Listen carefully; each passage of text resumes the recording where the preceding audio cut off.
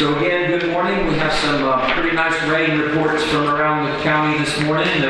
We had 2.67 here at this location, and Commissioner Lynch had about 9/10 out on the. It's where it all started, right, Commissioner? Yeah. It all started out on the prairie this morning. So out west of the Ennis, I did get a report up on. Is that 420 minutes, Gatorly? About halfway across out there, 4 inches, 3 inches at Cora's. Top of the hill, Castroville, 3 inches, right? So, What'd you get? You don't know? Did it rain at your house? Okay, it rained. Commissioner Castellano said it rained. Yeah, so the official report's still coming. She gets her numbers very accurate before she discloses it. But anyways, it was quite a blessing. Pastor, thank you this morning, as always. All right, we will take up agenda item 2, discuss and take possible action on approval of personnel action forms. The first one is a rehire, all number RNEs, part-time position at WIC. Second is rehire Vanessa Blueberry, County Clerk's Office. New hire, Louis Maldonado, SRO. Promotion, Manuel Salazar to Corrections Lieutenant. The next 3 are increase in slots for the elections office. Sorry, next two. And then Garrett Cleveland and Anthony Welch, increase in slot PDO. Last 2 are resignations, Dee, no last name needed, and Julie Schneider from the County Clerk's Office.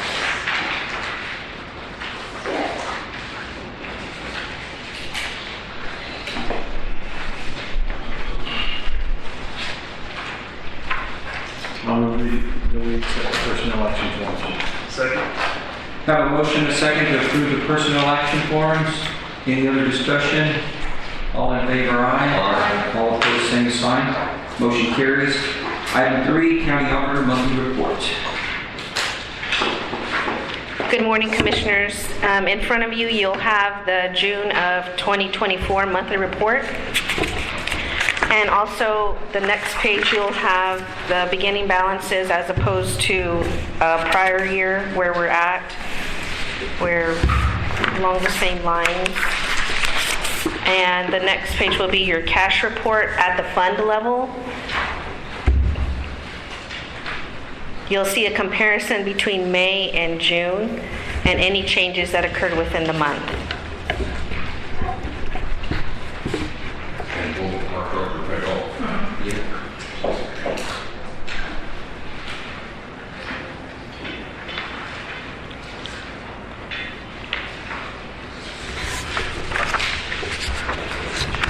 And then, of course, the final page will be the warrant schedule.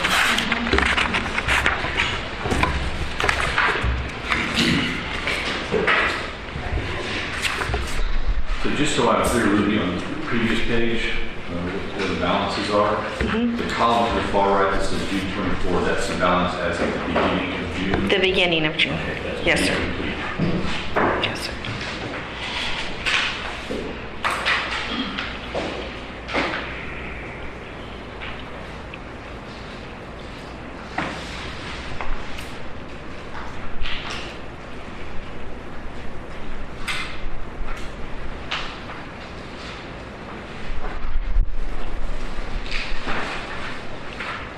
Anybody have any questions on the auditor report? Thank you. Okay, next we have item number 4, discuss and take possible action on approval of Gillette Air Conditioning Company Incorporated quote for replacement of 5 smoke exhaust fans and 1 kitchen supply fan located within the jail under local government code 262.024A2 discretionary exemption using ARPA funds. So what you all have in front of you, you should see the invoice from Gillette, the quote that they did for us. This is the actual evacuation smoke exhaust fans that evacuate in case there was a fire in the building. And as you can see, there are 1, 2, 3, 4, 5 of them that are bad, and they are actually the original ones that have been on the jail since the beginning. We did go back and ask for a breakdown because it's a large amount of money, and probably the largest item on here is that there's $13,000 just for the crane that has to be able to lift them onto the roof. They weigh 2 to 700 pounds, I think. And not only do they weigh that, but the crane actually has to be taken apart 3 times and moved to different locations. So all of that, as you all know, every time they take it apart and move it again is pretty expensive. So and then again, there are 5 of them that are smoke exhaust, and one of them is the supply fan that adds pressure into the kitchen so the vent hood and stuff works properly. And so something we need to get taken care of if there was a situation in the building as far as a fire. We need the smoke exhaust, because as you know, they're not going anywhere. This is clean. Is this one of the things we need to remark for the ARPA funds, or was It is not. It is not. I just, and I did provide an updated kind of ARPA fund in here that we're working on for you all. And as you know, by the time we get to November 1, we got to have a full plan on this money. So the auditor's office and I have been working hand in hand, trying to really get this thing down to what we can use it for, and we have funds available in here, so the recommendation is that we would use those funds in this as well. So this sheet is pretty, well, I think it's very accurate at the moment. We got a couple little placeholders in here for some items that will bring forward, but this purchase is included in this with the balances? that is correct. Yeah, it'll show it right here. I see. Yeah. So that's in here included, added in there. So right now with all of this stuff, we still have almost $70,000. And that'll be here in March by December 31st. Yeah, which we plan on having everything done by November 1 is our plan to do that. And we do still have, the only thing I know that's not on here is the actual electrical that we're waiting on bid this week for in the sheriff's building that's going up. So other than that, I think we're in good shape on all this. I'm moving that we approve the quote from Gillette Air Conditioning Company to replace the 5 exhaust fans and the kitchen supply fan. Second. Have a motion and a second to approve the quote from Gillette Air Conditioning Incorporated for the replacement of the smoke exhaust fans and kitchen supply fans using ARPA funds, and it is in the amount of $76,567.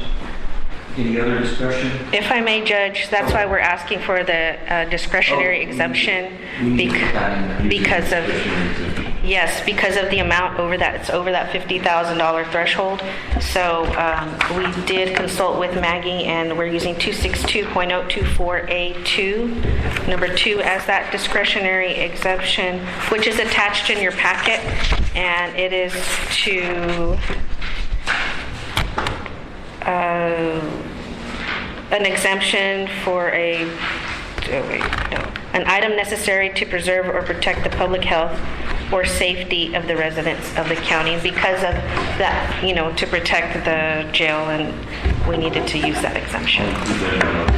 Yes, so to include the exemption of Government Code 262.024A2. Correct. Any other discussion? All in favor, aye? Aye. All opposed, same sign. Motion carries. Item 5, discuss and take possible action on authorization to borrow up to $222,006 from the general fund as needed to cover future expenses for the jail addition and annex projects. Sarah? Good morning. So I was just going I to, think this is your first time to be standing up in front of us. yes, it is. But So now that I drew attention. I know, now everyone knows. Thank you. But yeah, just going to give a little more information on that. The jail addition and annex projects, the expenses for those we've been paying out of the TAN 20 fund, which no longer has any money available at the moment, but the precincts, a few of them have borrowed some money to pay for some equipment that y'all purchased. So we were just going to ask if we could borrow up to that $22,000 from the 12 fund, since we know the precincts will be paying it back, and then borrow for any expenses that come through, borrow up to that amount from the 12 fund, and then just annually as the precincts are making their payments, we'll pay the TAN back. And this is, we did this actually. Yes, we borrowed, yes, it was like $52,000, but we figured just get like a blanket approval for what is owed so that we don't have to send it to court every time. Borrow money to cover all the expenses? And the borrowed money that the precincts have borrowed, we're paying back? Yes, yeah.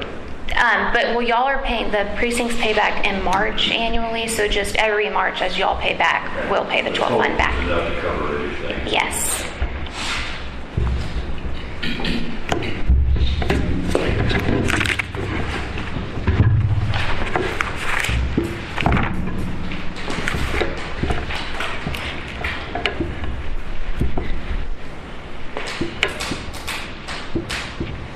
Anybody? I will make the motion that we authorize the borrowing of up to $222,061 from the general fund as needed for the expenses for the jail addition and annex project. I have a motion and a second to authorization to borrow up to $222,061 from the general fund as needed to cover future expenses for jail addition and annex projects. Any other discussion? All in favor? Aye. Aye. All opposed, same sign. Motion carries. Thank you, sir. Item 6, discuss and take possible action on approval of accounts payable. Good morning. Good morning. The total we have for accounts payable is $1,189,274.56. And we do have one wire going through this time for Kenco Construction for the Sheriff's Office storage building.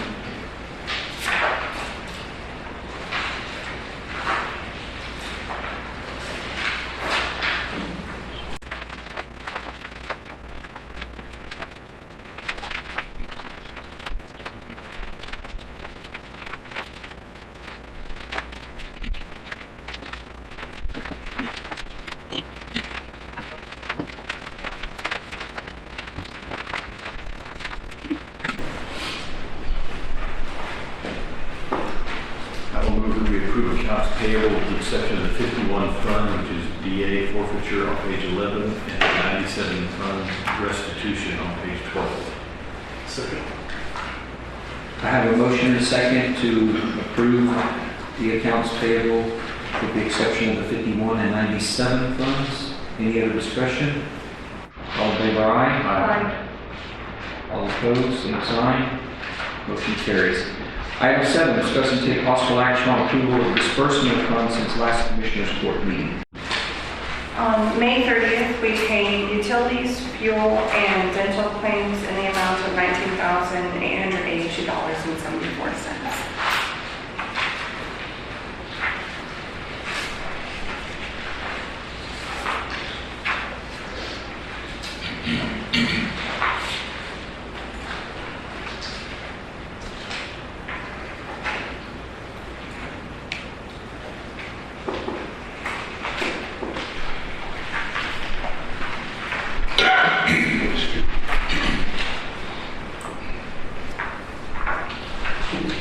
I'll make a motion we approve the disbursement since the last Commissioner Court meeting. Second. Have a motion and a second to approve the disbursement of funds since last Commissioners Court meeting. Any other discussion? All in favor, aye. Aye. All opposed, same sign. Motion carries. Item 8, discuss and take possible action on approval of county treasurer's monthly report. This report is for the month ending April 2024. And at that time, our total cash balance was $32,381,155.66, and the total debt was $22,852,030. And there were a couple of, well, for all of the constable reports, we did go ahead and include March and April this time. There was a little bit of a mix-up with what we included last month, or what was presented last month. So those are both included just to get that caught up.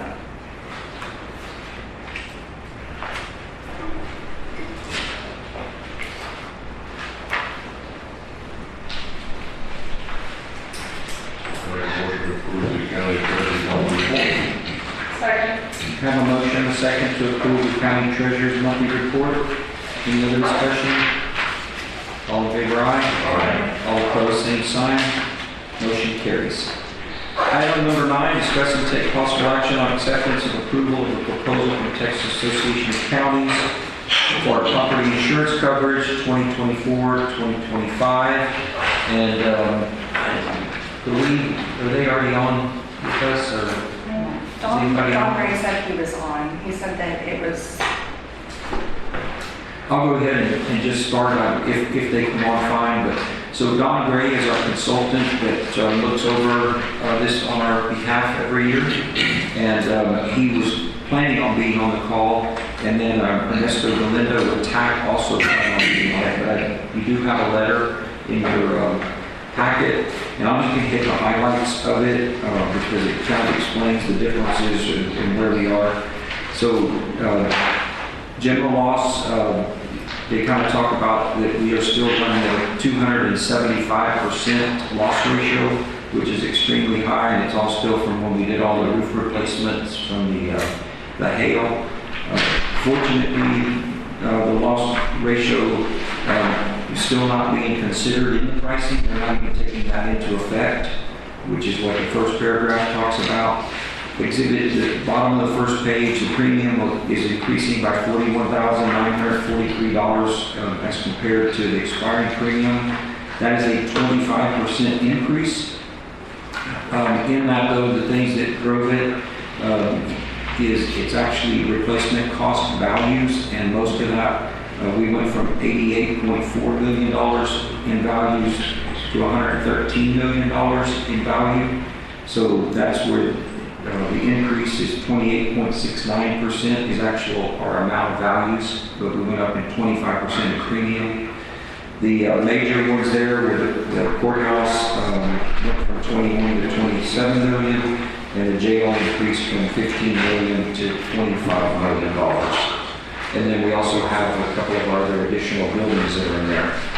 Going on to the next page, it just points out in 3 that the premium rates actually decreased as far as by rate of 2.86% in the same deal. The big changes, or the same time period, the big changes to the policy though are in our deductibles, and they are now, we had a $25,000 convective storm that is going to $100,000, and and we have $5,000 on all other perils, and those are going to be $25,000. In the budget process, we do have a deductible that we put into our budget of each one of those, so we're accounting for that as we're working on the new budget. And I think one other notable change that I would just point out is that before there was only a couple, like our historic building, like the courthouse, for example, that if the coverage was limited to whatever that value was times 125%. So we had a total loss, it would have been what we called for plus another 25%. The rest of our properties would have went up to the cumulative amount of coverage for all the buildings. So really, you would have a building at $1 million and you have a $2 million loss, and they would pay that. Now, the 125 applies to every single building. So it's the value times 125%. And then we had a major loss across the county, obviously, until it reached the maximum amount of the policy. So those are the big changes. And Mr. Gray, are you on? I thought I heard you. Yes, I am. Excellent. Did you hear most of that? Yes, and you're doing a great job. Well, I appreciate that. Kind of like a voice from above telling me that. Excellent. Do you have anything that you'd like to add? No, you covered it well.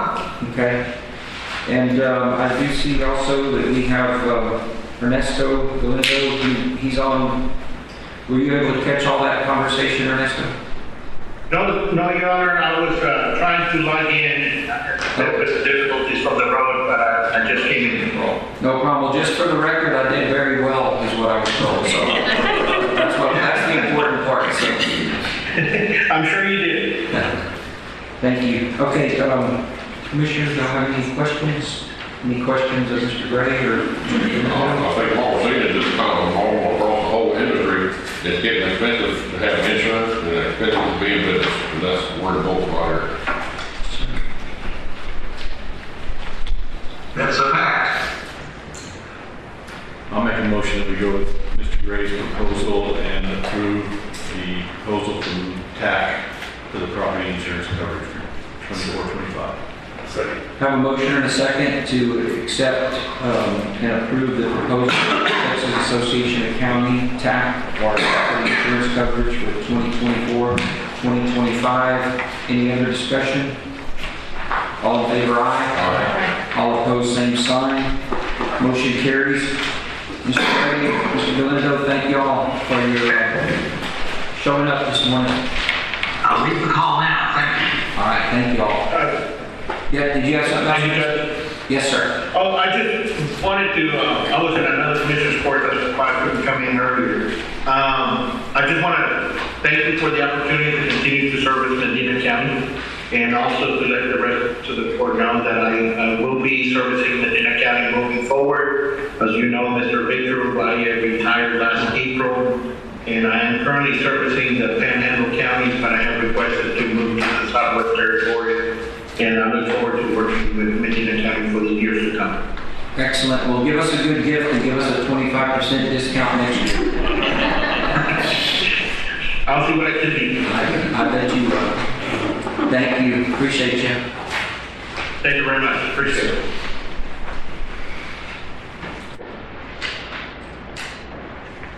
Okay, next we have item 10. We have a TxDOT presentation on the 2025 through 2028. I did. Did I? I did. Yeah, we did. Yeah, we did. Yeah, we did. I was gonna, I'm like questioning myself here. Okay, well, item 10, TxDOT presentation at 2025 through 2028 Rural Transportation Improvement Program, or TIP, from Medina County. Clayton Ricks and the rest of his support team are back here today. You bet. Thank you, Judge. Again, my name is Clayton Rips. I'm the Deputy District Engineer for TxDOT, the San Antonio District. So that encompasses what would include Medina County. Thank you for letting us come here this morning. We'll try to make this as brief and to the point as possible as part of our rural tip coordination. But first I want to recognize our staff, WAVE folks that are here. We've got folks from our maintenance section that they're the guys that answer the call when complaints and things come in and go tweak some things, so they're here. We've got some interns and some young engineer assistants that are back here. Like to give them some exposure to part of what we do other than just doing seal coat, patching potholes. That there's another part of the work that we do, so we're going to give them an opportunity to tag along today. So with that, we'll kind of get started. Just kind of highlight on some of the items we'll talk about. I'll talk about a little bit on a safety minute here. We'll talk about San Antonio District, our boundaries, walk through the rural tip process. We'll touch on funding very briefly. And then what most people are interested in are the funding, or the maps of the projects for the next 4 years. So first, in the streak, this, if you have not seen this, we have this on billboards, it's on commercials, social media.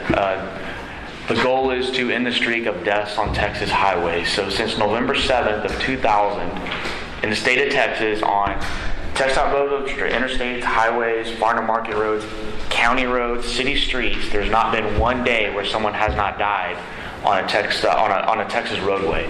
The closest we came was February of this past year on one county road out near El Paso. So that's as close as we've gotten, was one death in one day. So this is something to be mindful of. Also on our TxDOT projects, every project we call it a safety project. So if we can implement something or upgrade to make the roadway safer, we do that design-wise. The other part of it that we cannot control is driver behavior. So the key things in driver behavior that cause the biggest incidents or fatalities are distracted driving, driving under the influence, and speed. So just share with your family, friends, remind them don't speed, don't drink and drive, and don't be distracted with your phone. So just wanted to kind of share that safety minute with you. All right, so kind of getting into a little bit of meat and potatoes here. So here's a map of our ARPO area, and I'll start with the blue. The blue counties, Bexar, Comal, and Guadalupe, are they're not part of our rural county network. They are actually in the MPO. So they're excluded from the rural coordination effort.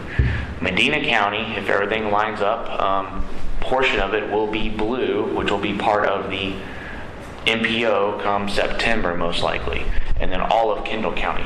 So because of that growth, Medina County will be in both. They will have the benefit of being in the MPO, so they'll have opportunity to open up some of that metro funding, but they'll also still, half of the county will still enjoy the opportunities for the rural funds and participate in the rural ARPO start.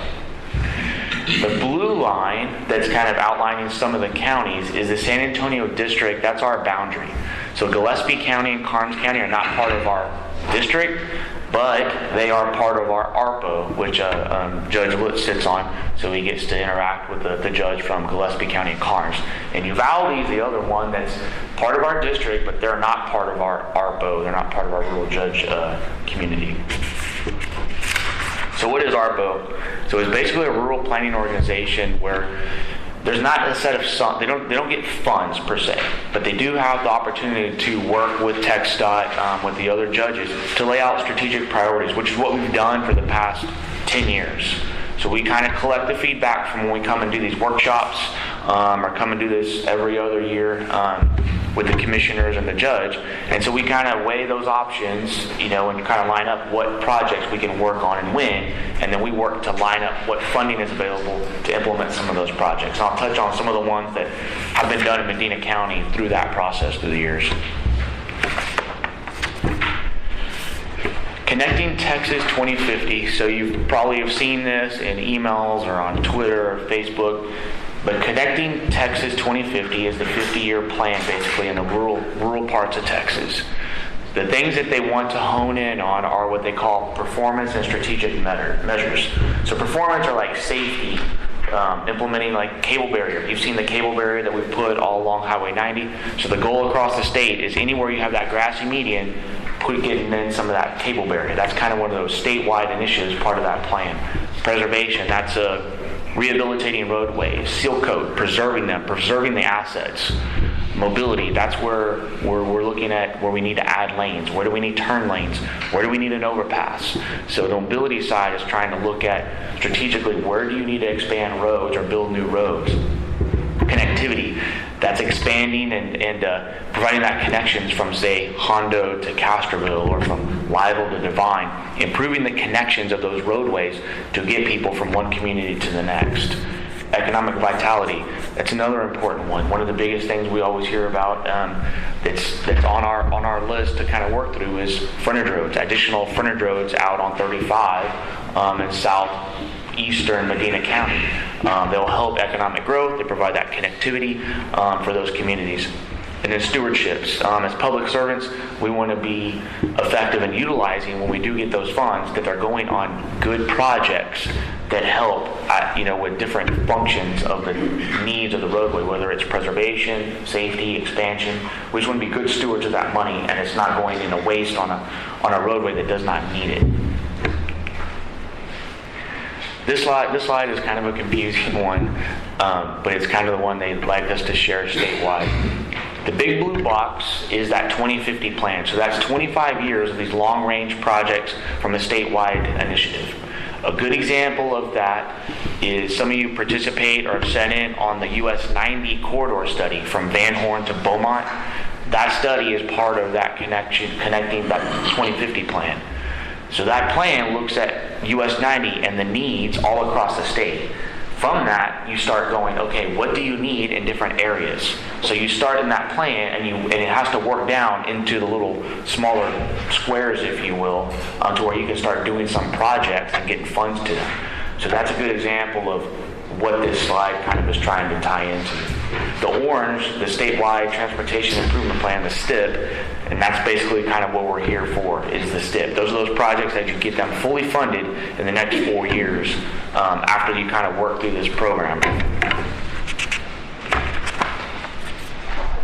So the rural TIP, basically it's a list of projects. Not all projects in the TIP are listed, only ones that add lanes. And so out here in Medina County, we have not had a lot of the color of money to add lanes yet. We're actively working on trying to secure funds to add lanes to say US 90, and I'll get to that slide in a little bit. Other sources, other things are modes of transportation that can be funded in the TIP beside vehicular stuff and roads. There's sidewalks, pedestrian amenities, bicycle lanes, buses, and then things for freight. So here's kind of an example. As we go through looking at projects, you have to look at the needs. So this one is the average annual daily traffic of all the TxDOT roadways in Medina County. Green is basically means traffic's pretty light. Red means you're getting a little bit heavier. Orange is not, it's kind of in between. So you can kind of take it gives you a quick snapshot of what roads you would need to look at from a capacity or additional lanes or make some improvement standpoint that, it would make sense to look at versus the green roads. Green road, you would never really right now go, hey, we need to add 2 lanes to 2200. There's no need for that. That road needs preservation. You need to preserve it. You need to widen it for safety reasons. Whereas US 90, 35, you need to be looking at how many lanes do you need to add? Where are those pinch points or bottlenecks? So this is kind of an example of one of the analysis you would take from a high-level standpoint. These crashes, so these are all the fatalities, hotspots in Medina County. You can see a lot of those clusters, they line up where the traffic is the heaviest. So you utilize this to then to go after safety funds. We get federal and state safety funds that we go and we try to apply to help fix some of these areas where you have a hotspot of, say, fatalities. It could be a curve where people are running off the road. It could be an intersection that needs a traffic signal or eventually an overpass. A good example is just outside Medina County, but State Highway 211 at FM 471. We're building an overpass there. And it's kind of odd. It's like, why are you building? Well, there was fatalities there. And so we went after the safety funds and we secured them. Had we not gone after them, we wouldn't be building it. So sometimes you'd rather go take a shot to address some of those safety needs, and you can address them versus letting them just kind of sit.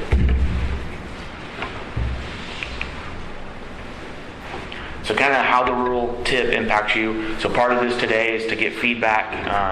Here, we're going to have comment cards we'll pass out. At the end, we'll share an email address you can email comments to. That'll all be open until the 14th. I sent emails out, I think a week or so ago, so you can share that about how to provide comments or feedback if there's something you see in there that you really don't agree with or questioning why is that project in there. Because there is some flexibility on the 4-year plan to move projects around. In the first year to 2 years, you want to be pretty locked in. We call years 3 and 4, you have a little more flexibility. And I'll walk through some examples where we've had to kind of shift some things around. So some things to keep in mind, there's different types of projects, beyond roadway expansions, bike lanes, sidewalks, pavement repair, traffic signals.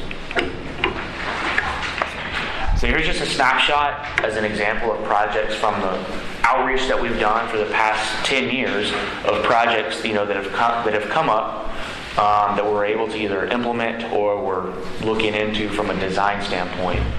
One of them, the top one, is one that's been a popular one. It's FM 1957 Petranco Road, and this is out from 471 to County Road 381, where Medina Valley, Ladera area where the new high school is going. And that we're actively working on to look to expand it. The description's deceiving. It says 2 to 4 lane divided highway, but that's actually divided by a concrete median or a turn lane down the middle. And we're actually pushing and might be expanding from a 2 lane to a 6 lane. There might be a need to have an additional lane on there for people to make turn movements off of that street, if you will. The next one is 35, and we've done some outreach, I think a week or so ago, with some of the cities and the county, and it is on 35 from 410 all the way through Medina County, and looking at the ramps. Where do you need additional entrance, exit ramps? We need conversion of frontage roads from 2-way to 1-way. We need there's gaps in frontage roads. Some of those overpasses need to be rebuilt. So we're looking at it from a holistic standpoint, the study, and then we're going to hone in on which is priority 1, 2, 3, 4, and kind of work our way then to try to secure funds. So we have a methodical plan on how to address the needs of I-35 as it passes through Medina County. A couple of the other ones we had feedback on 463 were just some of the need for some seal coat, pavement repairs. So those have been under construction and done. Another one's 462 from the Hondo Creek down to 433 to rehab and widen that roadway. Like I said, just a snapshot and all inclusive of just some of the examples. And this is a list of the TIP projects. So these would be the funded plan for the next 4 years in Medina County. As you can see, it's a majority of the TxDOT roadways or facilities will have some type of work on them.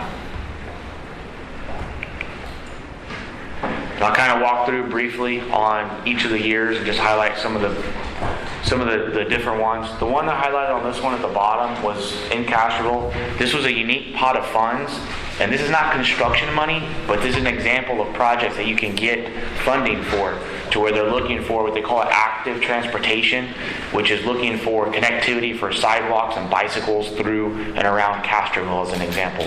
So we worked with Castroville to secure these funds to do a study to see, hey, if you added a shared use path or trail to connect the parks to get people across the bridge, this is kind of that starting point, if you will.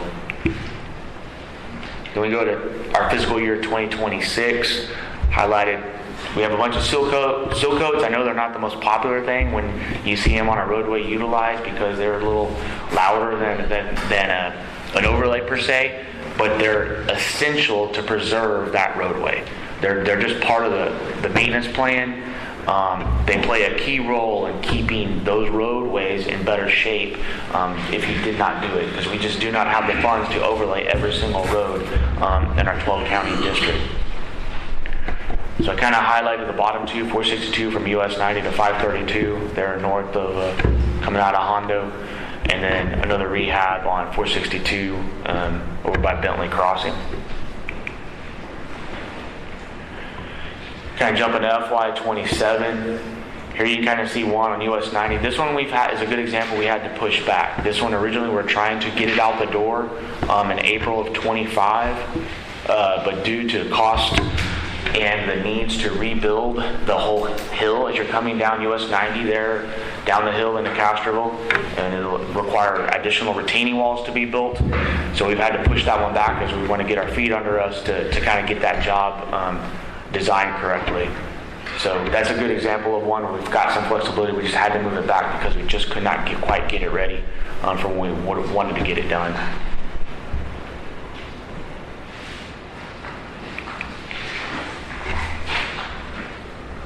And then fiscal year 2027, one of the big ones here we have, you see it on the bottom, is State Highway 173 from US 90 to Black Creek. It's a $37 million project. We actively now submitted for a call for kind of from the statewide funds to try to get, I think it was almost $90 million for State Highway 173 to do the whole thing, to add passing lanes, add turn lanes, and completely reconstruct it.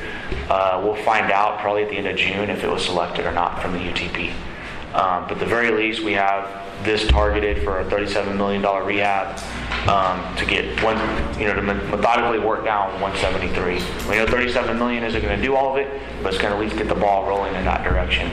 Additional funding for 173 could come from addition to the MPO. So it'll open up some opportunities to add more passing lanes and whatnot for it. And then jumping into 2028, these are not funded construction projects, and I'll reiterate that. These are not funded construction projects, but this is an example of you list projects, and we call it engineering and right-of-way. This is something the federal government allows us to do in order to study roadways and to get the right-of-way bought. That way you preserve the corridor and then you work to get the funding. So going back to that US 90 statewide corridor study from Van Horn to Beaumont, they identified areas where US 90 is not a 4-lane divided like it is as you're coming from Castroville to Hondo and then from Hondo to D'Hanis. When you get past the safety rest area on the other side of D'Hanis, it goes back to just the 4 lanes as you head towards Sabinal. So the goal is to get all 4 lanes. So there we will go out with, we call it a schematic. We'll have a public meeting. We'll be looking to acquire the right-of-way needed to expand US 90 to a 4-lane divided as you get into Uvalde County to Sabinal and, of course, further west. So that's what that project is on the far west of the county. The other one is on the far east side, and that one we will do the same thing, but it's not to expand it to a 4-lane divided. You already have a 4-lane divided. The problem out there is you've seen the developments that have occurred there by Showplace Hill and 211, just outside Medina County, that you're going to have traffic signals installed, and it's going to degrade the highway from a highway free-flowing to more of an arterial street. Is basically what's going to happen. So this project is to look at overpasses. Do you need frontage roads? You're going to need right-of-way probably.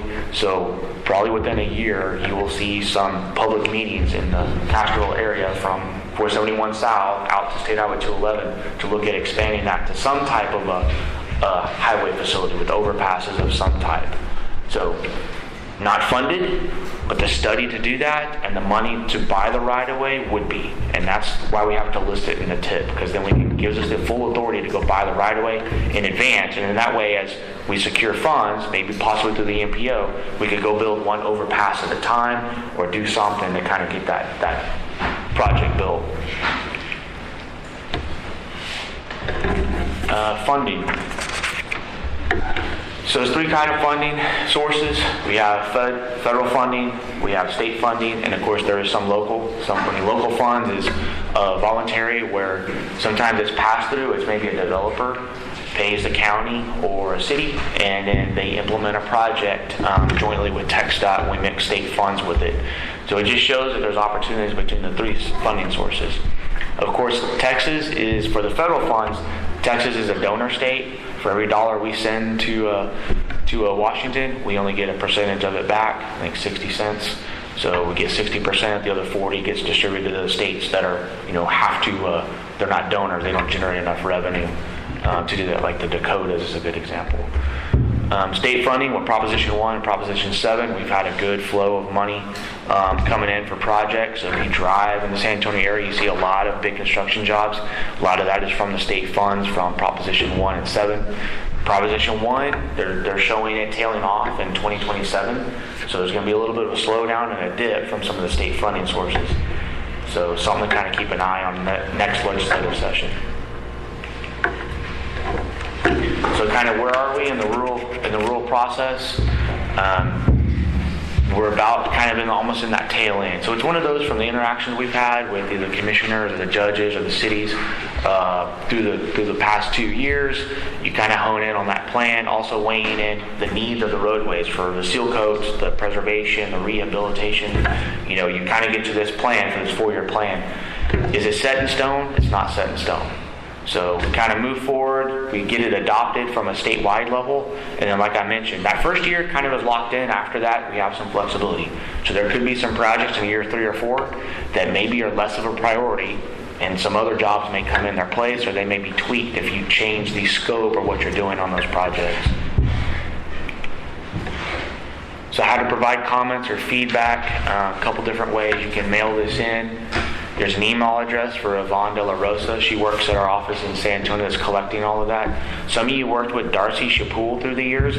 So Yvonne is basically the new Darcy Chapoul, if you will. Darcy retired two and a half years ago. So with that, we have handouts we can give, comment cards, and we can collect them, or you can drop them off at the Hondo office or mail them in. So with that, open any questions or comments.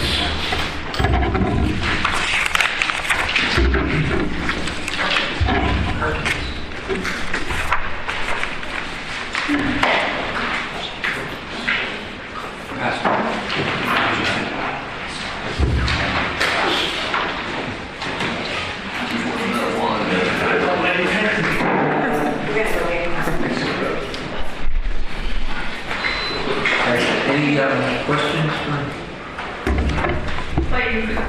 Going back to the list of the projects, is there 462 south from 90 going towards the hospital?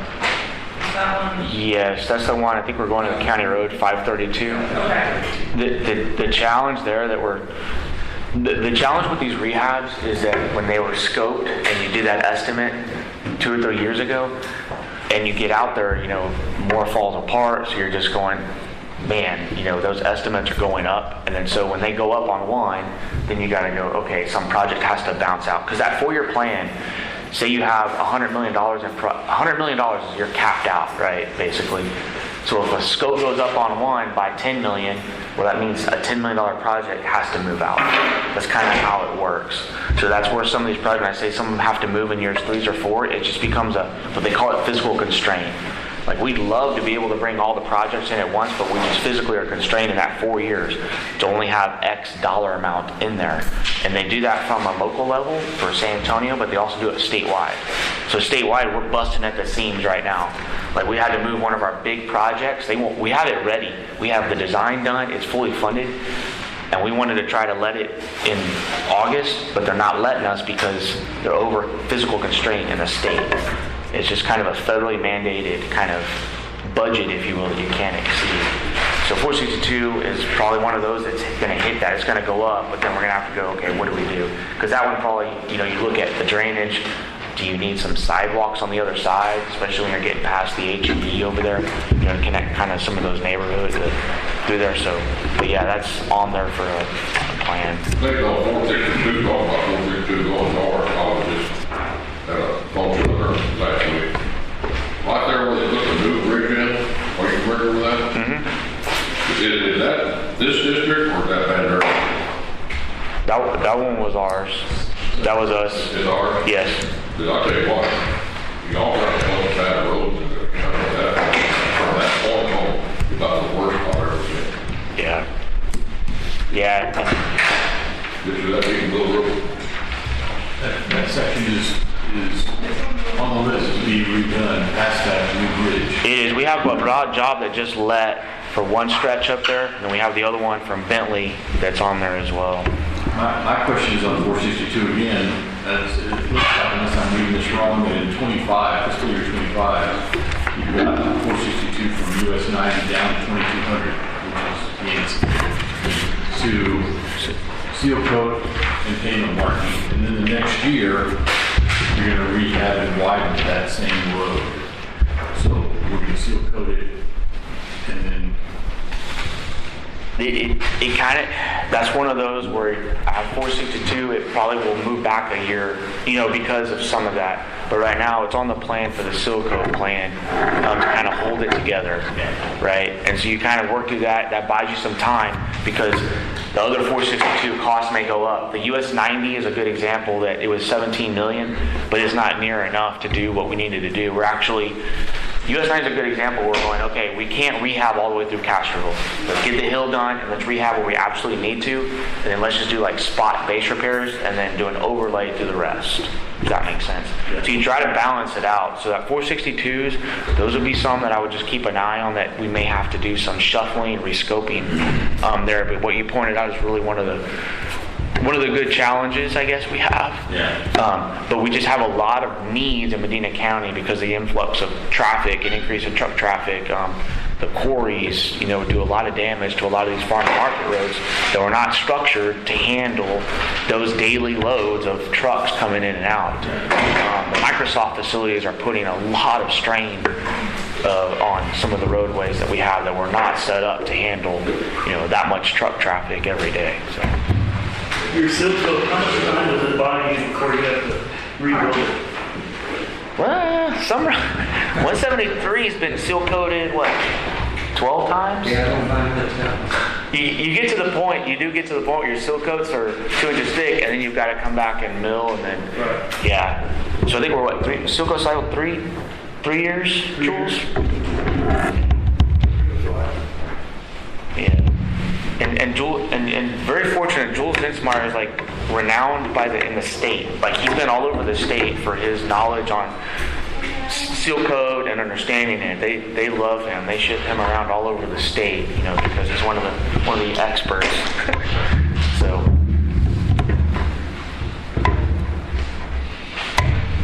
Any other questions? Thank you. We appreciate the presentation. All right. Thanks for having us. Appreciate it. You bet. We have that to make the comments. It's on the Facebook page. Okay, on Facebook. Okay. All right, do we have any visitor comments? Okay, excellent. Then we are going to go into recess for about 6 minutes here, and we will be back for the 10 a.m. portion.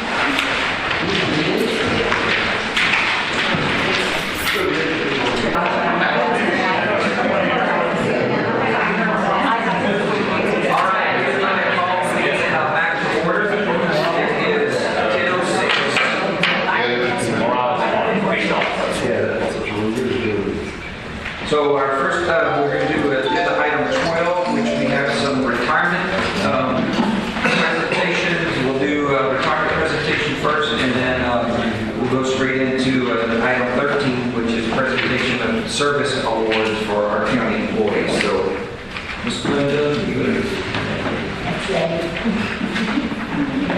take care of the correct ones? So our first one is we have a retirement plaque for Trinidad Gonzalez in appreciation of 13 years.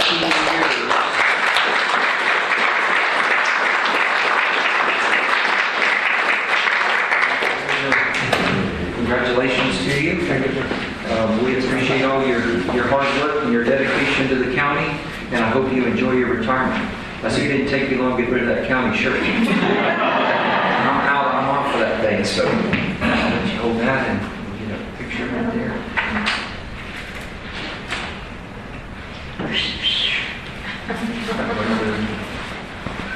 Did you get it, Miss? Yes, sir, the podium is right smack in the middle.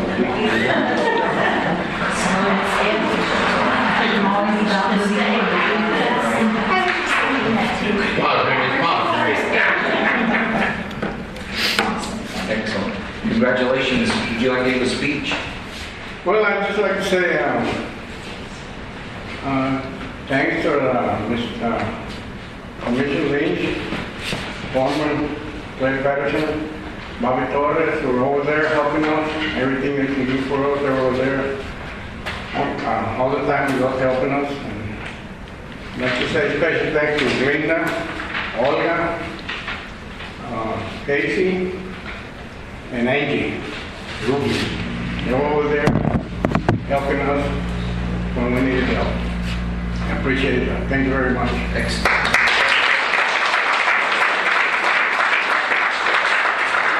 Commissioner Lynch, make a couple of comments, and then we'll get a picture with him for this one. I'm going to say he's one of those guys that you want to have a lot of on your crew. I didn't have the opportunity to have him for 13 years because I procured/stolen from precinct 1 a few years back. But would have liked to have had him all that time. And I told him that when he's done with all of his honeydews, that he should give me a holler, and we'll see what kind of arrangements we can make to continue the time with the county. Thank you, sir. So, thank you. Thank you. We're going to get a picture. We're going to get a picture.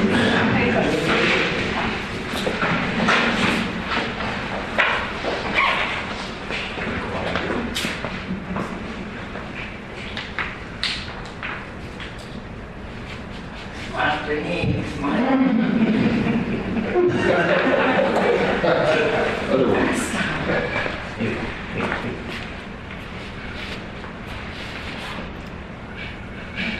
Congratulations again. Enjoy.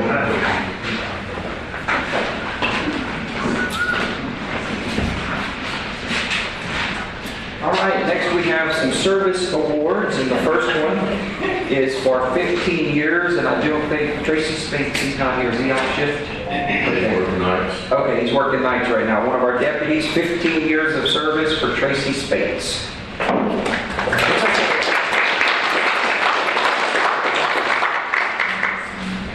I'll tell him he wasn't dreaming when he thought he was here and clapping while he was sleeping this morning.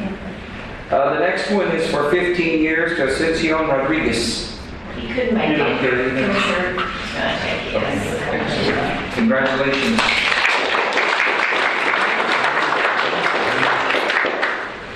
I think that's because these people work so hard they can't even make it here. That's what it is. All right, so the next one is 20 years to Crystal Davila. 20 years. That's welcome, thank you. Excellent. Well, not excellent.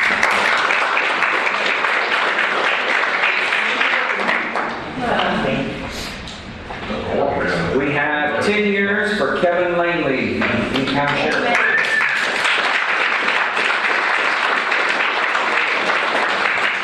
Congratulations. Don't try to sell it. Don't try to sell that pin. It's real. Yeah, Yeah, it's real. real what? Really nice. It's really nice.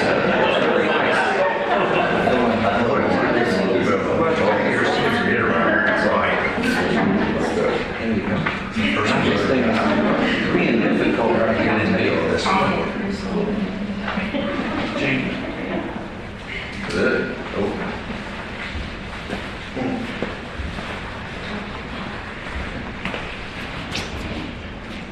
Excellent. Thank you, Kevin. Thank you. Would you like to give a speech? No, that's only retirement, sorry. No, it's worked here a long time as chief deputy, and then I took off to take care of my wife for 2.5 years. And I was actually very surprised when Sheriff called me back and told me he needed me. And that was an honor. And it's an honor to be with everybody here and everybody that's not here, because this is family with Medina County. And it's each one of y'all, we get the bond we call y'all, and y'all are just as important as we are, because every time we call the county, or the county commissioners and the judge, or Glenda as well, we get the bond, everybody else picks up the load and it keeps going. So I'm honored to be here in Medina County. It's kind of like, I just went to Atlanta and they told me I was one of the elite.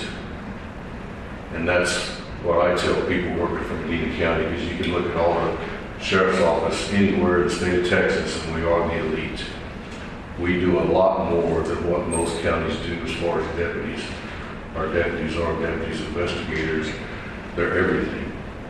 And whatever happens, we always hold the line, and that's what we do. We don't call other agencies to help, we do it. So I am honored to all of y'all, and thank you for letting me come back. But it's been a privilege. Thank you.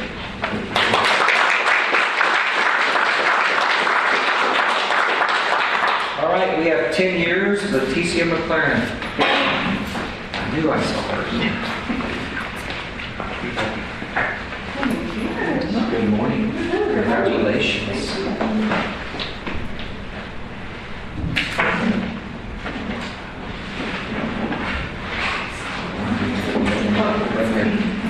Over here. Would it be possible to get a group picture? I can't respond while you're taking a picture. Anything's possible when you're pointing that thing at. Smile or wink or something. Excellent. Okay, yes, if y'all come back on. Oh, actually.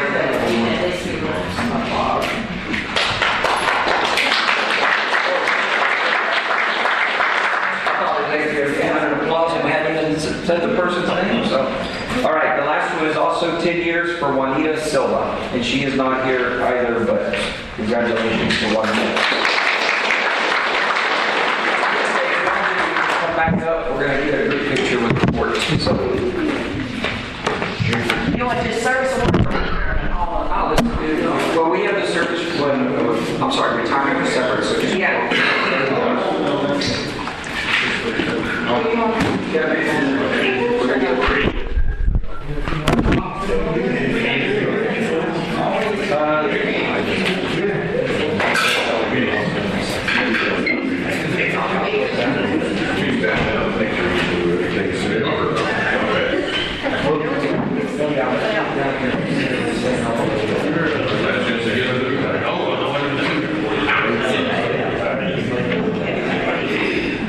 We'll start with over here. Jeff's gonna spot that.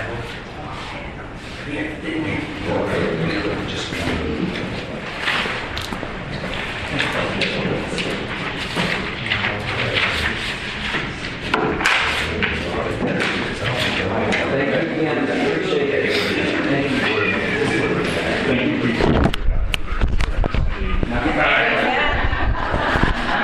We're out of here. Yeah.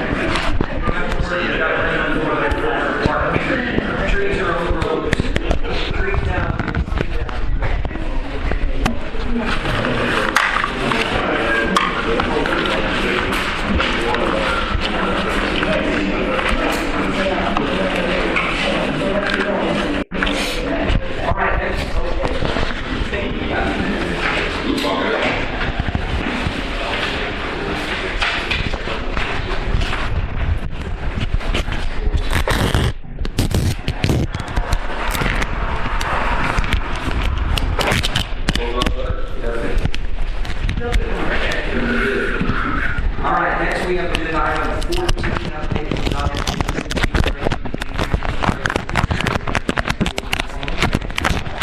Okay,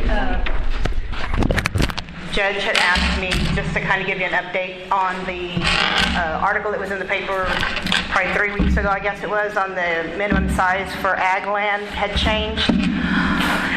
We are not removing anyone's ag as long as they are currently using it and continue to use it and have 10 acres, between 10 and 20 acres, they still will keep their ag exemption.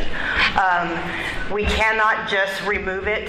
We would have had to notify any of those people by letter. We had to send a certified letter that we're denying it. So we, at this time, are not removing any of those ag. As long as, like I said, as long as they are using it right now and continue to use it, they will maintain their ag exemption. And then also, if there comes a time where it gets to where it's more for them to run their ag operation than their savings in taxes, they can claim up to 20 acres for a homestead.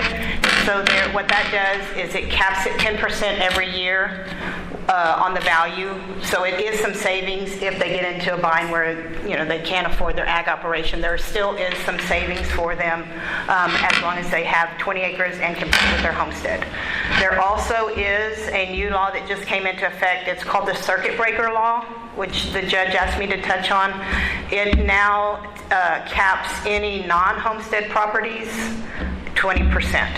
So the commercial will only increase 20%, rent houses will only increase 20%, any non-ag land will only increase 20%. So there's some savings that are out there and that is automatic. That there's nothing that has to be applied for anything. Any change in the values, it caps it at that 20%, and it'll go up 20% each year till it reaches market.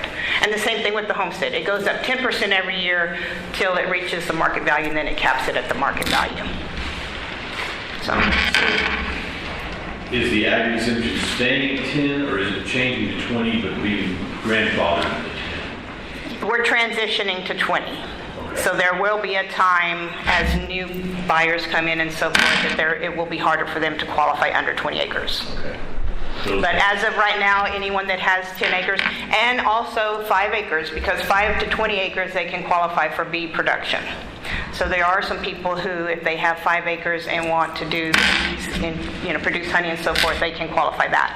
But anything right now that is 10 and above, 10 to 20 that has ag, it will be basically grandfathered in. And then on the circuit breaker, because that shows actually on your statement, right? It'll Yes. show the actual appraised value, and if the circuit breaker is in effect, what that max amount was, which is what you're paying the tax on, is the circuit breaker amount. Right. It shows on there as the assessed value, should be. Either assessed or appraised, I'm not sure exactly the wording on the statement. But it is the market minus the difference between the 20% and the market value. John, what is I've had several, I'm sure all of them have a lot of calls on this, and thank you for what you're doing, for one thing. What is the songbird exemption? Okay, there really isn't a songbird exemption. What that is, I'm sure they're referring to the wildlife. So once you've applied for your ag exemption and have developed the history, you can transition to wildlife. There are 7 practices that you have to do, at least 3 of, which is habitat control, supplemental feeding, supplemental water, predator control, erosion control. What are the other 2? So in other words, it's the same thing as the wildlife? It's the same thing as the wildlife exemption. And what it is their target species for their wildlife is songbirds. And so I'm sure that's where the phrase has come in, songbird exemption. It's because that's what the target species is the songbird. And we have quite a few of those that is their target species for the area. Good enough. I got plenty of words. Me too. September 1st, they don't like it too good. I didn't realize that the songbird is the only bird in the world that is a game bird and a Right. protected bird. Is there any other questions y'all have? I'm always a phone call away if you've got any questions. We make at least a biennial appearance just to kind of give us updates on stuff. So Okay. it's our forum to be able to come and we've got paper and everybody's here that can address things. So. But thank you. Appreciate Yes, sir. you being here. Yes, sir. Thank you. Thanks, y'all have a good day. Okay, item 15, discuss and take possible action authorizing the plat establishing Hunter's Ranch subdivision unit 10 located in precinct 2 on County Road 381.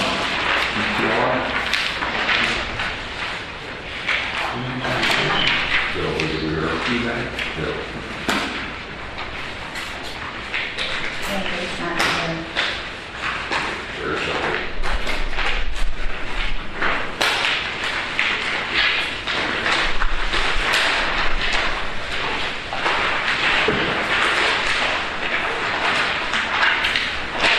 Okay, all they're doing is adding the roads authorizing proceeding the plat on section unit 10. That's it. I'm fine with that. There's only about 2 more sections in total complete subdivision, and it will be sold out from what I'm hearing. So this is right there, actually, one comes right against it.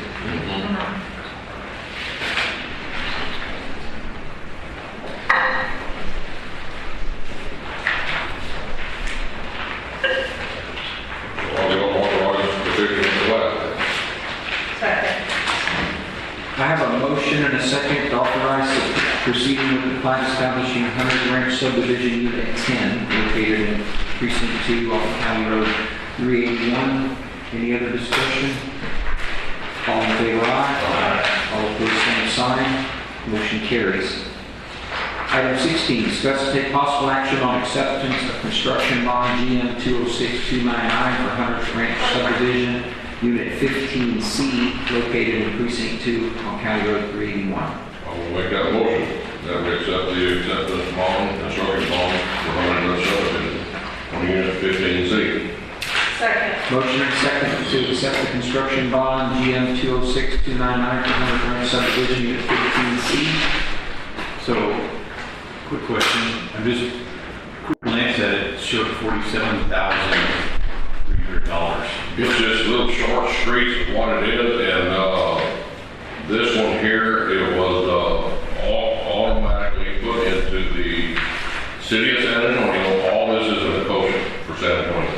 Then after their construction bond is over with, ours will kick in for 2 years. Okay, it just seemed like such a small amount. It's actually 3 years. Yep. Any other discussion? All in favor, aye. Aye. All opposed, same sign. Motion carries. Item 17, discuss and take possible action to authorize proceeding with the plat establishing Sandhurst subdivision phase 1 located in precinct 4 off of I-35. I can tell you a little about this one. This one started back in 2015, and it came to a stop. They are proceeding now with the first 14 lots. They've done a water study, feasibility study, drainage study, done all that. There is some roads in there as of right now that do not meet county specs, but they will be ground up and widened and tested to county specs before final comes to court. So this is our goal. Yes. These go back to the original plan? Correct.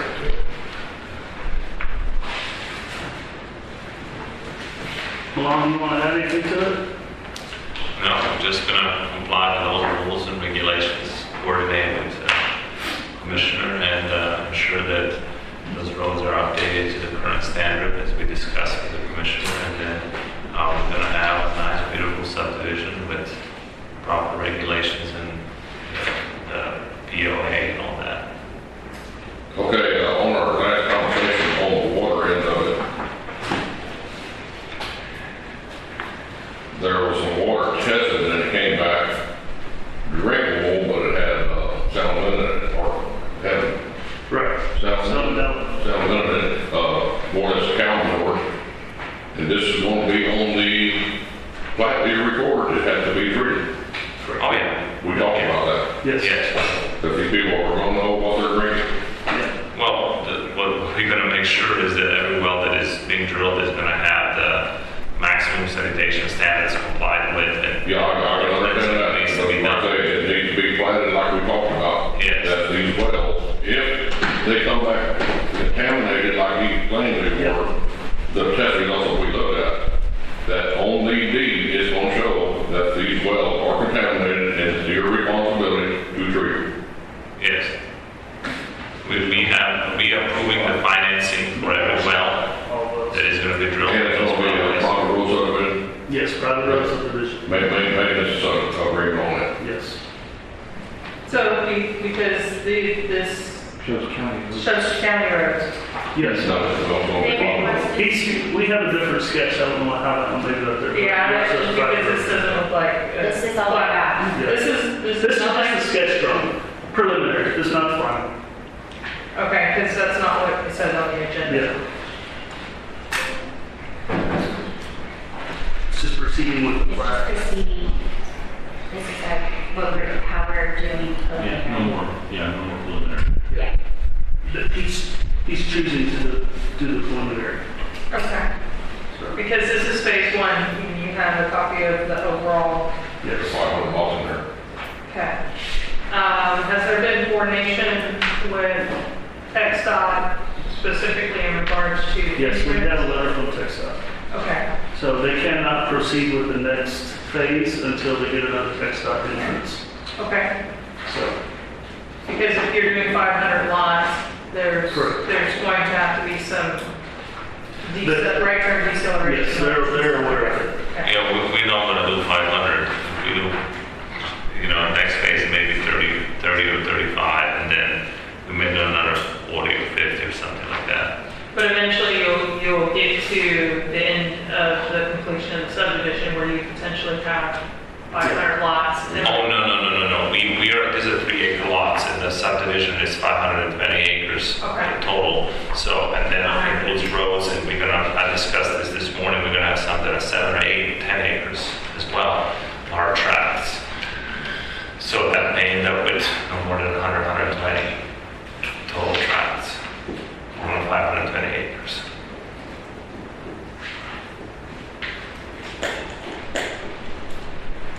We don't know at this time, and we don't want to take the risk of, we don't think the market is there. We believe that, we love that there are other people believe that there is 500 or 600 houses to be sold right beside us, but we cannot take that risk. We are very small. We don't have, 30, 40, 50 million dollars to spend on the development. We just have a few million to work with, and we got to maximize it, and we think that the community can absorb 100 to 120 lots.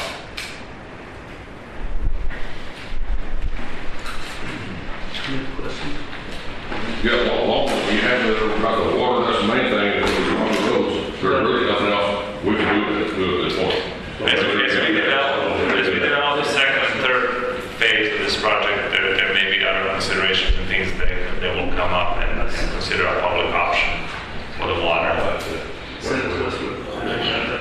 Westwood. With all this being said, I'll make the motion that we authorize Sandhurst to proceed with the plat. Phase one. Have a motion, second, authorize proceeding with the plat establishing Sandhurst subdivision phase 1. Any other discussion?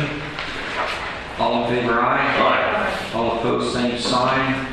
Say, Motion carries. Item 18, we are going to table because of the rain last night. We're going to talk about the burn ban. Best item on the agenda today. perfect timing. It was. So if you want to make it rain, make sure and watch the weather forecast, because when it says only a 20% chance, that's when we're going to get it.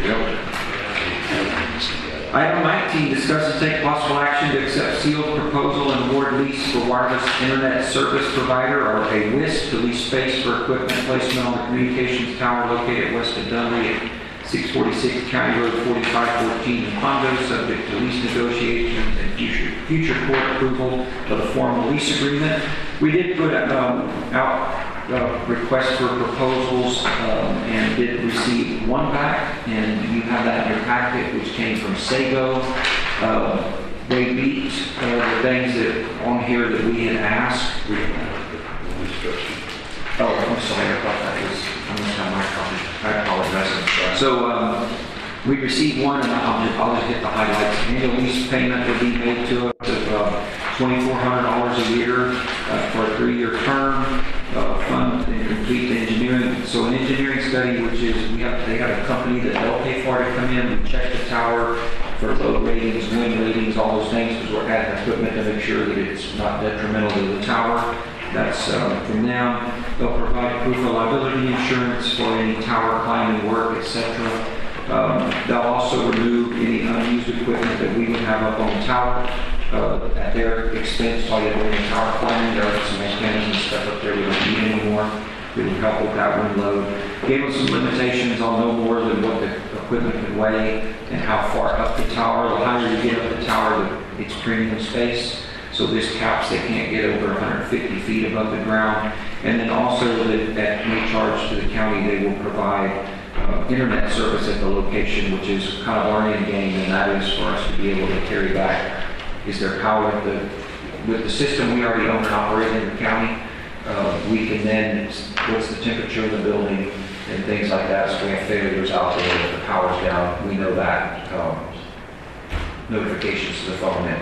So the internet would be provided at no additional charge. So I recommend that we accept this one, approve this one, and then contingent upon, I would have them in contact with our legal, and let them begin working on an actual lease that I would bring back. Okay, this will be solely for... Correct. Yeah, for internet. Yeah, and we couldn't put in, we wouldn't be in a position to add other people anyways, because they come back to the load it requires on the tower. So, and our primary thing is it's getting us a service there that we're going to be able to use too. I'll make a motion that we accept the sealed proposal and award the lease for the wireless internet service provider to lease space for equipment placement on the communications tower located west of Dunley at 646 County Road 4514. And that's just single. Second.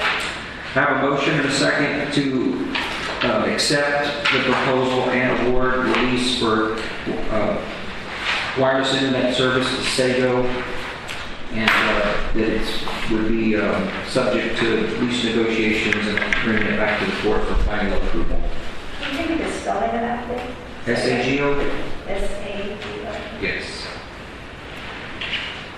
Any other discussion? All in favor, aye. Aye. All opposed, same sign. Motion carries.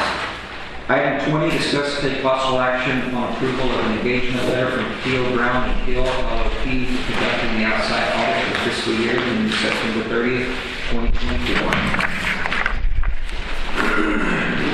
Hello again. So we're looking at an amount of $44,800 to perform the annual audit. That's on page 8 if you have the attachment. It's on page 8 of the engagement letter. Basically, we run this through court every year just to, contract with PB&H, and then they tell us the amount that they'll be charging for their services. We're about to enter into interim audit next week, and then the bigger audit usually happens, the final one, around January or February. What is that? What is the 44.8? What was it before? Their annual fee? What it was last year? Yes, it was $43,500. And that amount covers both audits, the interim and... Yes. It's for the whole fiscal year that they look at. They just kind of break it up because it takes a long time. And since we have that deadline of March 30th that we have to get the audit, so they break it up to kind of give them a little more time.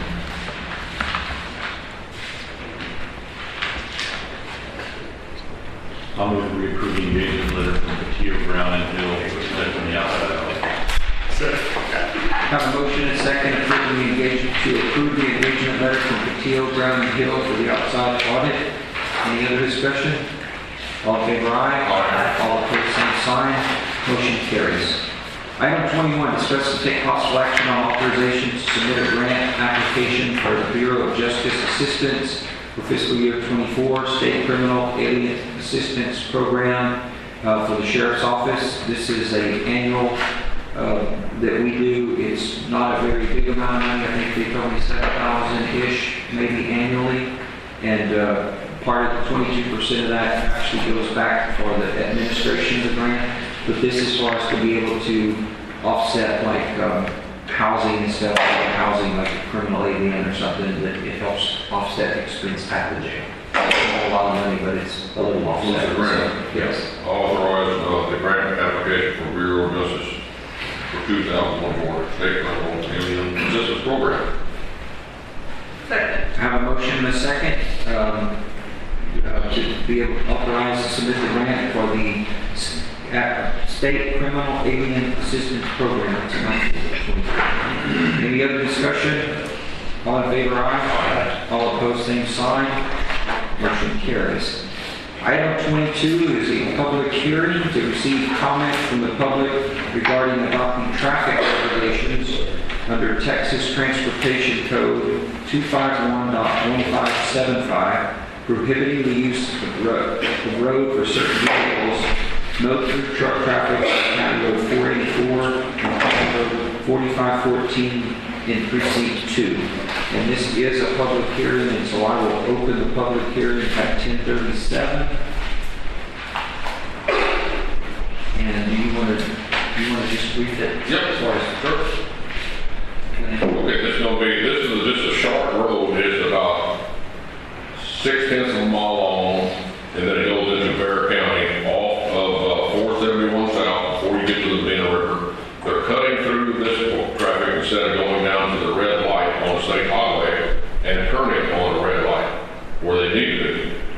This is just a small county road. It goes across another bridge into Bear County, and the truck traffic is enormous. And the speeders, we'll get that here in a minute. But anyhow, we'll be shutting down just for commercial vehicles other than local delivery, like we have in Victory Lane. That's what I want. Anybody from the public here that would like to comment? Okay, hearing none, we will close the public hearing at 10:38. And we'll go to item 23, discuss and take possible action on an order of Medina County, Texas, imposing no through truck restriction on County Road 484, on County Road 4514 in Precinct 2. I will make that motion to close no through truck restrictions on County Road 484 in Precinct 2. Second. Have a motion and a second to approve the order imposing no through trucks restriction on County Road 484 and County Road 4514 in Precinct 2. Wait a minute, that's not quite right. We just did 484. No. Because that does not intersect, okay, and County Road 4514. Correct, both roads. That's two different roads. Is it correct? Yes, that is correct. Okay, now that 4514 is a road that cuts off from 1343, going south toward the line. It comes out in Pearson, right there at East Medina office. It's a terrible, terrible crooked road. We gotta go across some bridges that I need to be working on that are less than 15 feet wide, the road is, and the truck traffic has totally, it just blocked off her line. So that is the section. Is that the road? That's one of the roads. Yeah. It's a terrible road for truck drivers. They do have a good state highway, but I'm cutting off that. They either go straight to the line or come back to the county. My next step will be going from precinct 1 in Dunn down to 1343 will be on upcoming agenda. All right, so your motion still good? Yep, motion's there to the same thing. Did I get a second? Okay, motion and second, Commissioner Lynch? Yeah. Okay. All right, so we have a motion and a second to adopt the order imposing no through truck traffic on County Road 484 and County Road 4514. Any other discussion? All in favor, aye. All opposed, same sign. Motion carries. Item 24 is a public hearing to receive comment from the public regarding adopting traffic regulations under Texas Transportation Code, Section 251.154, maximum reasonable and prudent speeds on county roads. This is County Road 484 in Precinct 2 and County Road 7718 in Precinct 4. This is a public hearing, and I will open that at 10:41 a.m. And Commissioner Sitter, we'd like to talk about the same road, 484. And then Commissioner Waller, you want to brief on 7718. Okay, County Road 484 coming off of 471 south again, headed towards Bear County line. Bear County has a brand new paved road on their side. We do ours a little paved, but we have a 24-foot road instead of 22-foot road, so it's a bit better. And Bear County already has a 35-mile-an-hour speed limit on their end. I would like to continue at 35 miles an hour in Medina County. Precinct 4 on 7718, that is a road that's about 2 miles long. It's a dead end. There's never been an adopted speed limit for that road, so I'm just implementing the speed limit, 30 miles an hour. Okay, this is a public hearing. Do we have anybody from the public that would like to speak on either County Road 484 or County Road 7718? Hearing none, I will close that at 10:42 a.m. Agenda item 25, discuss and take possible action on an order of Medina County, Texas, reducing the maximum reasonable and approved speed limit on County Road 484 in Precinct 2 and County Road 7718 in Precinct 4. I will need a motion on it. I'm assuming we're going to speed limit, what it's going to be. What did you say, 35? I'm on 35, a lot more on what? 30. 30. Okay. All right, I'll need a motion to that effect. I will make a motion that we have 30 miles an hour, 30 on 7718 and 35 on 484. And I'll second. We have a motion and a second, reducing the maximum reasonable approved speed on County Road 484 to 35 miles per hour, which is located in Precinct 2, and County Road 7718 to 30 miles per hour in Precinct 4. Any other discussion? All in favor, aye. Aye. All opposed, same sign. Motion carries. Item 26, discuss and take possible action on acceptance of annual fire report for the year ended September 30th, 2023 from we have from 2 ESPs today, Medina County ESP number 3 and Medina County ESP number 6. You have those in your packet.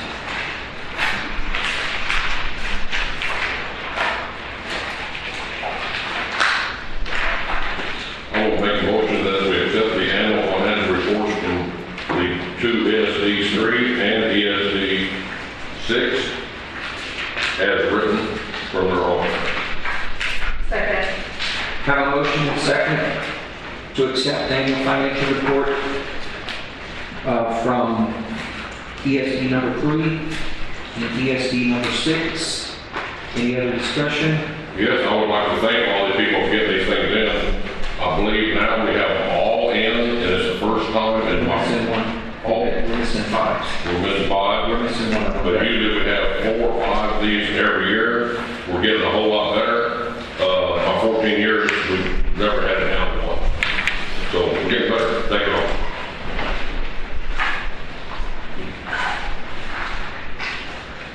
All right, any other discussion?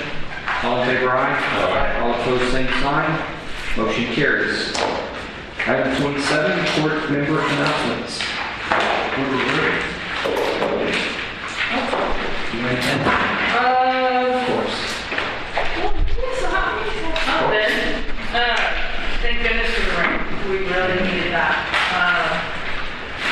Not only do we need it just because it's so hot and dry, it actually gives all of the commissioners' work crew the chance to get out there and check where we potentially have drainage problems. So that's what my guys are doing today. The Precinct 1 crews have been out. They've been working on pothole patching. We were actually having a lot of dead trees fall over with some of the recent windstorms. We're getting that off of the road and cut up and removed as quickly as possible. But if the public does see down trees, please call Sheriff's Dispatch. They can get in touch with us because we want to keep those off the road as much as possible. Last week we did pay another 2-mile section of County Road 2615, which is Paradise Canyon Road. That actually completes the seal coat work, at least the first course that we were doing all the way from the Medina River Bridge by Paradise Canyon, all the way to FM 471. So that is the first course. We're going to wait till it cools down a little bit to do the second course. But the road is much wider, it's smoother, and as a result of that, people are treating it like a drag strip. So I would just remind everybody, please go to speed limit. We are starting County Road 371, which is Red Wing Road. We just installed a bigger culvert late last week, so we will be continuing at least that 0.2 of a mile section to cut down a hill and provide better sight distance on that road. The guys are continuing to patch and shred. Hopefully with this rain, the grass is going to grow, so they will continue doing that shredding. Everything else, I'd like to thank Larry's, your precinct 2 guys, and then everybody that helped out. We did get some more material from TxDOT along State Highway 211 and US 90 that will help out a bunch when it comes towards the end of the year, and we need additional material for widening and strengthening our road. One thing, like I said, thanks to Randy Allen. I think last week we just finished up shredding. Let's see, I got 138 miles of road, so that's 276 miles of shredding we got done. Relative speaking. And it looked like after 3 inches of rain last night, hopefully we can start all over again here in about 2 weeks. It's going to come quickly. We have suspended projects for today, apart from coming in for a retirement celebration. We're out clearing roads of trees that have fallen down. Got a lot of calls from Sheriff Dispatch this morning, and so that's what the crews are working on today. About the same here, doing tree duty today, shredding and picking up trash. And replacing signs. We are having a problem countywide with signs being stolen. It's a daily occurrence. Facebook marketplace. Excellent. From my side, just we're heading into budget, working with auditor's team at this point. Thank you to everybody. Did a great job of getting their budgets in last week, and we're appreciative of that. I feel like we're moving through the process really well already, and looking forward to having you all something really good to work with by the time we get to the food in only a few short weeks. Also, just 911, y'all probably remember over the last probably 18 months where we did the grant to do the upgrade of the 911 system in dispatch, and which puts us to the latest and greatest VoIP phones, being able to, people can text into the 911 center.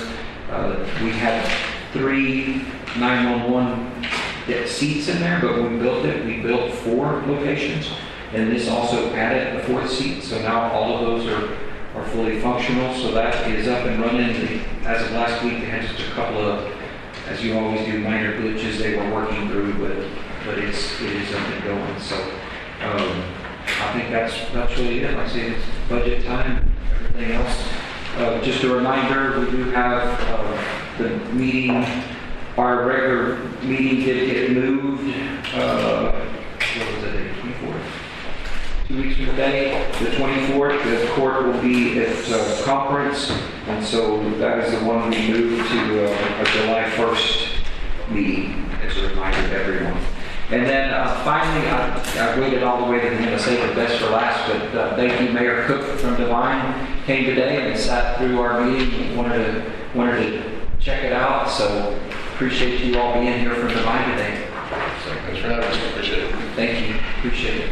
All right, with that, I'll take a motion to adjourn. Motion and second to adjourn. All in favor, aye. All opposed, same sign. Motion carries. Everybody enjoy your week. Pray for some more rain. Keep it coming.